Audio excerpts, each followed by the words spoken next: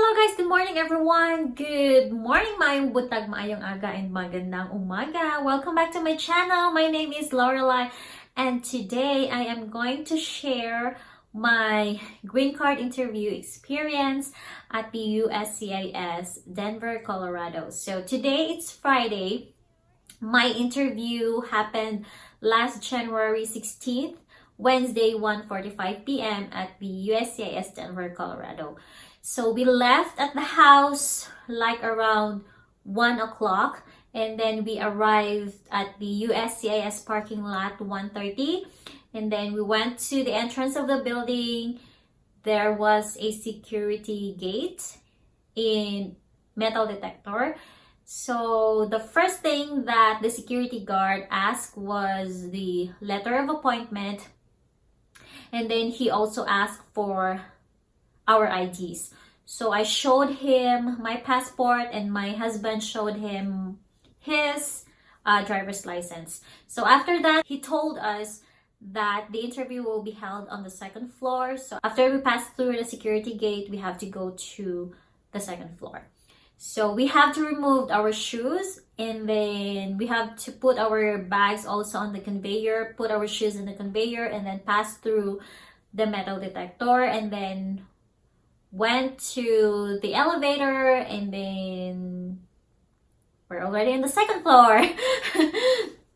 So at the second floor, there was also a security guard that will look for the appointment letter or the schedule letter, and then after he checked our appointment letter, he pointed us to go to the receptionist. So I went to the receptionist, I showed her my letter and then my passport. I told her that we have an interview for 1:45 p.m. So she did something on our computer, and then after that she told us to wait for a few minutes, and then an interviewer will call us, or an officer will call our names. So we sat at the lobby for around 5 minutes, and then there was a lady that called my husband's name. Not my name, but my husband's name. And then we stood up, we approached her, and then she guided us to her office. So we went to her office, and then she offered us to take a seat.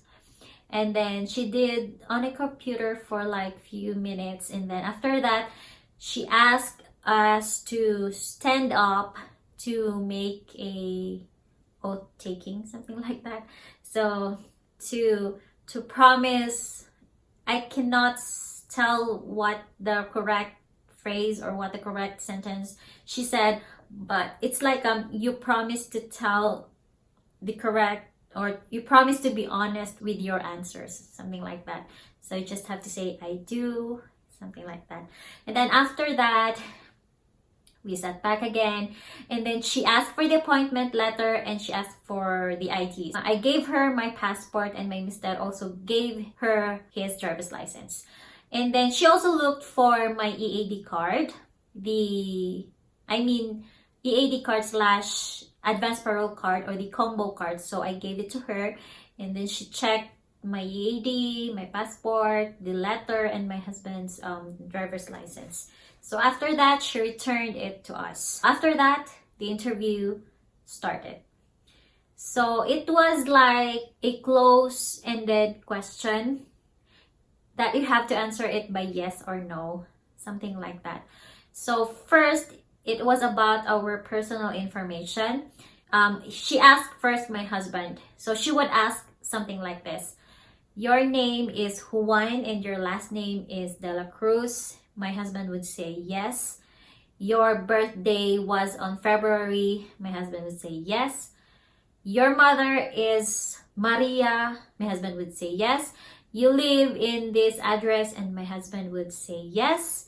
You were born in Washington. My husband would say yes. Most of the questions are answered by yes.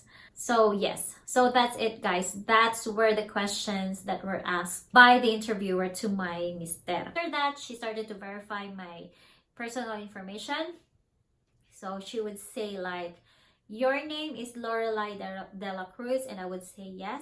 Your birthday was on January, and I would say yes.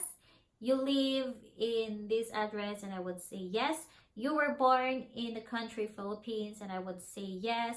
Your mother's name is Lourdes, and I would say yes. Those were the questions that she asked to me, or she verified to me. And then after that, she asked for some documents like that was stated in the interview letter. She asked for, do you have any supporting evidence of your relationship, such as joint assets or liabilities you may have together, or any bank statements, insurance, joint accounts or bank statements, something like that. It is also stated in the letter for your interview. So I gave her our life insurance, and then I also gave her our joint bank account and checking account. That's it. Those were the documents that I gave it to her, and then she said, okay, this is fine. And then she started to question me only. So my husband is there, but she said the question is for me. So the questions that she asked me were the questions also that you can find in the form I-485 Part 8, General Eligibility and Inadmissibility Grounds. So these were the questions. Have you ever been denied admission to the United States? I said no. Have you ever been denied a visa to the United States? I said no. Have you ever committed a crime of any kind, even if you were not arrested, cited, charged with, or tried for that crime? I said no. Are you engaged in, or upon your entry in the United States, do you intend to engage in an activity that could have potentially serious adverse foreign policy consequences for the United States? I said no.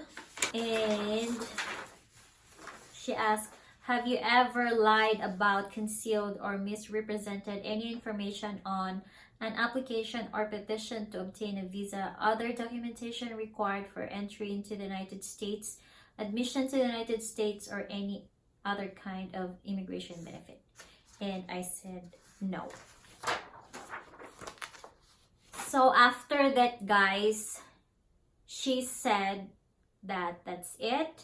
I'm going to approve your green card, and this will be mailed to you within 2 to 3 weeks. So after that, she gave this letter. This letter states that you will receive conditional permanent residency for 2 years and a legal permanent resident card, also known as a green card, which will indicate that the date of adjustment to permanent resident and expiration date of the 2-year period. So the legal permanent resident card, or the green card, will have an expiration of the 2-year period.